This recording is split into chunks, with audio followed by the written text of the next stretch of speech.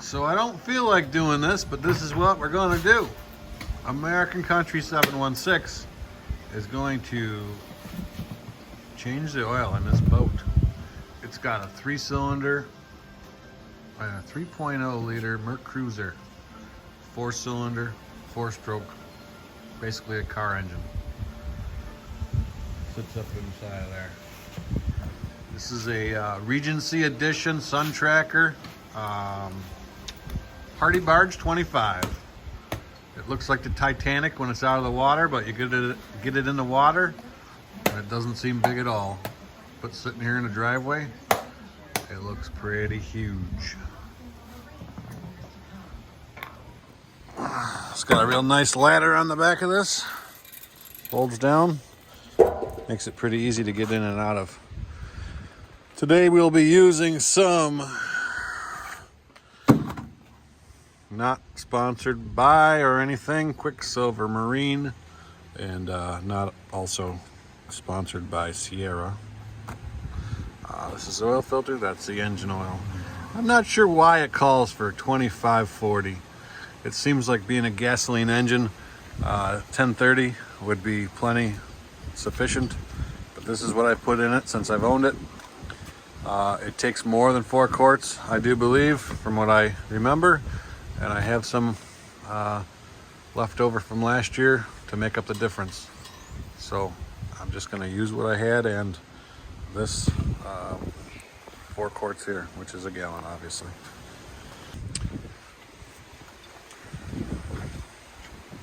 I've always admired the construction of this unit.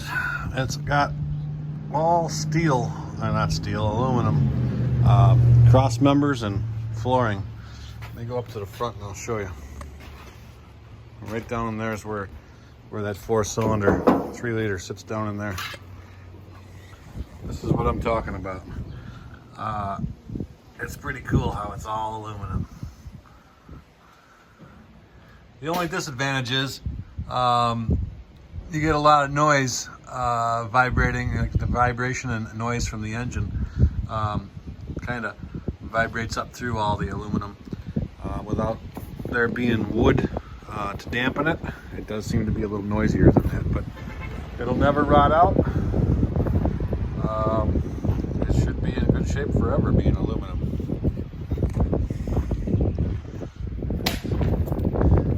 This boat sits on a nice trailer. It's also a tracker trailer. Pretty good shape, galvanized underneath the black paint, which is really cool. Nice trailer. This is the inside, the interior of this vessel. I just put up the bimini top so I could work on the engine compartments. We got this boat used from Cabela's. I'm not sure how many years we've had it, but it sure is a nice boat. Very nice condition. The seats are nicer than most people have in their houses and their couches. Pretty neat. Lots of room. You can basically have a party on the water. Hence the party barge. So the engine on this unit, if you're inside the boat, is underneath here. There's a lock here. Lock that. Flip this up.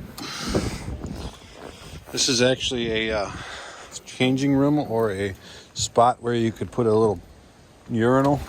If you wanted to go to the bathroom on the water, you'd pop that out and nobody would see you. So here's the access to the engine. You flip that back and there it is in all its glory. So I run antifreeze through this engine in the wintertime, and then I also drain it out. It's got drain tubes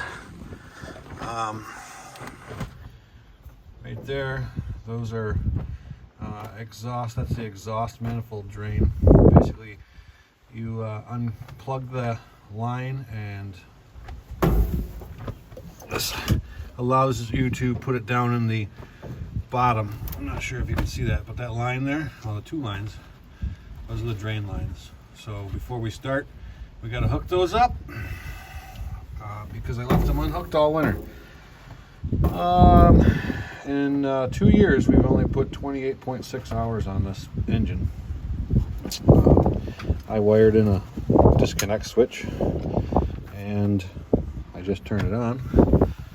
And we'll see if the battery's got any go-go juice left in it. I think I unhooked everything. Nope, she should be good. Just out of curiosity, I'm gonna see if it will turn over before I do anything. So I'm just gonna hit the starter switch just to see if we got anything. Sounds a little weak, but it's got some juice, so we'll work with that. Pretty neat. So the drain lines there, when they're not unhooked, when they're not unhooked for the winter time, they snap right on onto here. These little quick connectors here. Are you tickling me? That me. That was you, I think. I'm getting tickled. Alright, it'd be easier if I put the phone down, but we'll get this. So I got the line snapped on. Now I got to get some water to the engine. I'm not sure if I would assume everybody knows, but if you're running a boat engine out of the water, you got to supply water to it. And to do that, you use what they call ear muffs. So you put those around the outdrive, and it sends water up here to the engine. So we're going to get this thing up to operating temperature. First, we're going to get it running. Get it up to temperature, and should we just drain the oil out down there? I don't think so. We're going to suck the oil out. So after it's warm, it'll suck easier, and that's a good way to do it. So seeing that it sounded a little weak on charge, I'm going to put a battery charger on her and get her topped off here. The thing that I like to do before I start the engine is to check the oil on the outdrive. I do this before we put it away to make sure it's not all milky, but if it did have any moisture from the winter, it should be to the bottom due to the fact that oil is lighter than water. So oil would be on top, the water would be on the bottom. And before I start the engine and spin the prop, which would mix all the oil and water together, I want to just pull this plug and see if it's got any oil in it, or water in it, or so. We want there to be lots of oil, no water.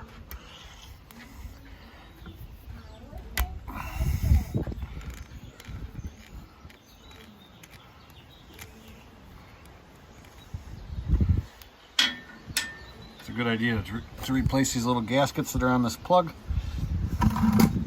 but I didn't buy any.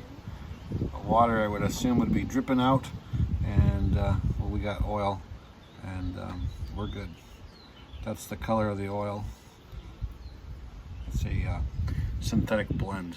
It's got a kind of a special smell to it. You can tell it's synthetic-y. So the tool that we need to drain the oil out of this engine happens to be up there. So I gotta get a ladder out and get it. But our outdrive is nice and clean, and there's no moisture in it, so that's good. Here's some pictures of my favorite flags. Trump's the man. And I'm not gonna talk about Brandon. He's not doing too good for me. This thing has a few grease fittings on it. I got marine grease in this grease gun, and I just greased it. And we should be good to go for the rest of the summer for greasing. Tell me when I get started. Okay, water's hooked up. All right, think it's gonna work? I hope so. Well, let's find out. All right. What's up, Connor?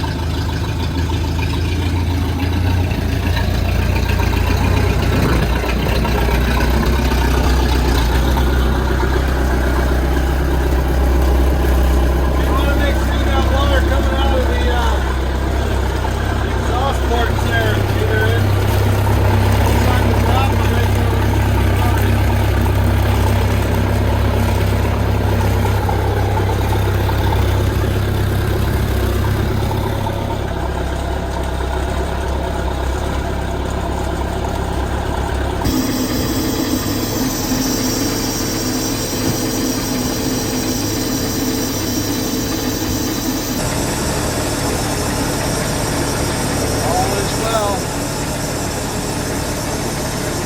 Got my sucker can all ready. I just want to let you guys know you never want to start a boat engine, without water. What will happen is the impeller is a little rubber impeller, and it's in the outdrive. And it's made to suck water up where the earmuffs are. So if you run it without any water in there, it'll basically melt the little impeller, and then it won't suck up water, and then your engine will overheat when you do put it in the water because your water pump's shot.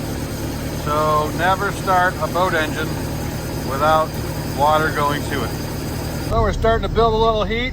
We started out, the needle was at 120. She's climbing a little bit. That's probably long enough. We'll get sucking that oil out. This is what it looks like with the engine off. So there is water coming out of the prop, but as you notice, there's no water coming out of the exhaust ports in that area. So you know the water pump was working because it was sucking that water up and spitting it out. So something I didn't always know is on these MerCruisers, if you locate the dipstick, you can put suction on the top of the dipstick, and the dipstick goes all the way to the bottom of the oil pan, so it sucks all the oil out. On this one, the dipstick is right there. So let me get it rigged up and I'll show you sucking some oil. So I got it hooked up. You can probably see the oil coming up the line. I gave it a few pumps before I pushed record. I gotta get back to pumping here, but I just slipped the hose. There's the hose. The hose is right here. I can't see it. Okay, there's the hose. The hose is just slipped on the end of the oil fill dipstick tube. So I'm having a hard time being a cameraman here. I got this little sucker can at a garage sale for 20 bucks, and it's well worth it. It's quite awesome. I got a plastic one that I used to use a lot, but it took a crap on me. It has some rubber seals that went to hack it. This thing works way better. That one you had to pump continuously. This one you get pressure, some vacuum. It's pulling vacuum, it's pulling oil right now. You'll see when it's done, it'll start showing bubbles in there. You'll hear it gasping for air.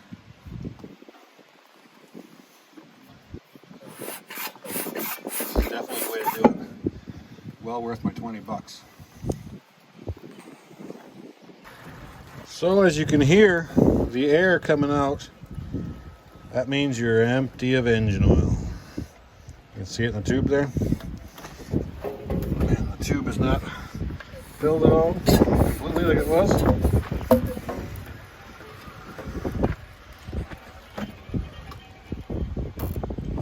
This little sucker can is awesome. Works great. If anybody's doing a oil change on an inboard, outboard, this is a great tool to have. I gotta add, I'm not sponsored by them, but they may not even be in business, I'm not sure. So getting to the oil filter is a little more tricky than sucking the oil out. It's basically by the distributor. I put that gallon jug there to catch the oil. If you go underneath the distributor, that's where it's located. I don't think there's any way I can do that on camera, so I'm gonna have to show you when I got it out. Well, I've decided that maybe it is possible to show you where it is here. You can see it turning. That's where it's at. Turn this off.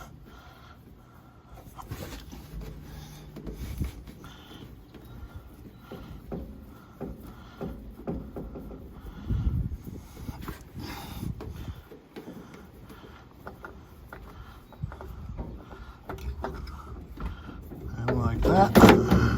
Of course, you don't want to drop it, but at least I caught it in the tray. If you change oil on anything, The biggest rule of thumb is make sure you get the gasket off the filter. If you double gasket any oil filter, whether it's a vehicle, piece of equipment, or a boat, it's not going to be good. It's going to blow off with 2 gaskets and all of your oil is going to run out. And then essentially you'll ruin an engine. So you can see the old filter has a gasket on it. It's always a good idea to run your fingers around the mating surface, but I know I have it right there. Here's my new filter. Always put some oil on the gasket before you put it on and tighten it up. So here's the part number for the oil filter I'm using. There's also the oil. Like I said earlier, I don't know why you can't use 1030 or 1540 or I don't know. I've always been using this oil, so I'm going to stick with it. I assume everybody knows this, but I'm going to say it anyway. I already mentioned it once. Make sure you put oil. I put clean oil on the O-ring. If you don't, you may have a real hard time getting the filter off in the future, the next time you change it. With a white oil filter down there, you can see the location a little easier. I zoom in. Like I said, it's right by the distributor cap, but down below, kind of a tough spot to get. Too bad they couldn't put a remote oil filter, but not the end of the world. Well, it's time to add the engine oil. I just looked it up. It says it holds 4 quarts. For some reason I thought it held more. We'll start with 4 quarts and we'll go from there.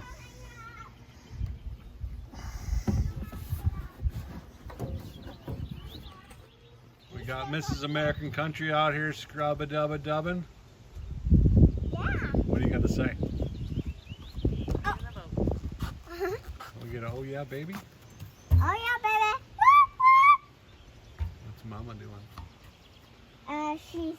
She's cleaning the seat. Yeah. Mm-hmm. Look at her go in all her glory.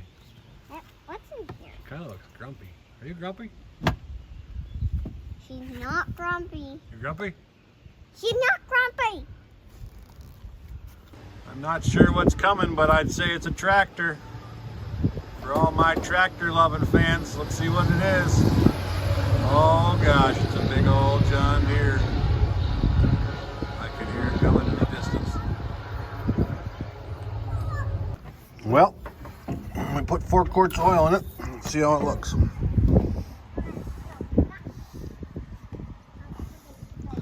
We haven't started it. It's a little high right now, but once that filter fills up, I think we're going to be good. So after we started it, like I said, right where we want it. Looks beautiful, nice and clean. Well, that's pretty much going to conclude today's video. Mrs. American Country, would you like to say anything? Thanks for watching. Like and subscribe. Oh yeah, make sure you like and subscribe, man. Hit the subscribe button. Have a good one.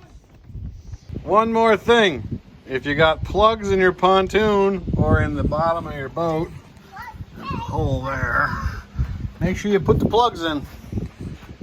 If you don't, you're going to sink your boat. We were at a boat launch this week and the guy forgot to put his plug in, and there were 2 kids in the boat and it was starting to sink right at the launch.